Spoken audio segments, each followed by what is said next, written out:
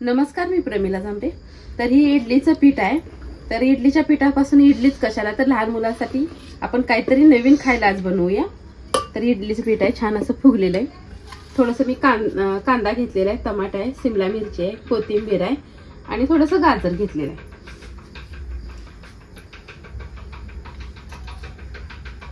तवा छान असं तापलेला आहे। मी ह्याला थोडंसं तेल लावून घेते ब्रशने। आता आपल्याला किती छोटे आणि किती मोठे करायचे, मी छोटे छोटेच टाकणार आहे।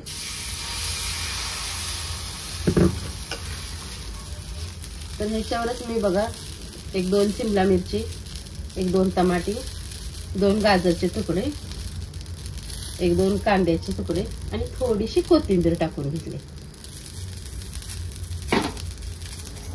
एक साइड छान असं भाजलेली आहे, दुसऱ्या साइडने मी टाकून घेते। तोपर्यंत अलीकडे दुसरा पण एक करून घेते।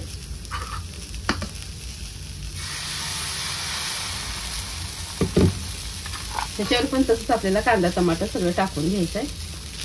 तर बघा छान असं मी भाजून घेतले दोन्ही साइडनं। तर लहान मुलांच्या नाश्त्यासाठी मी आज मिनी डोसे बनवलेत। तुम्ही ह्याला काही पण नाव द्या।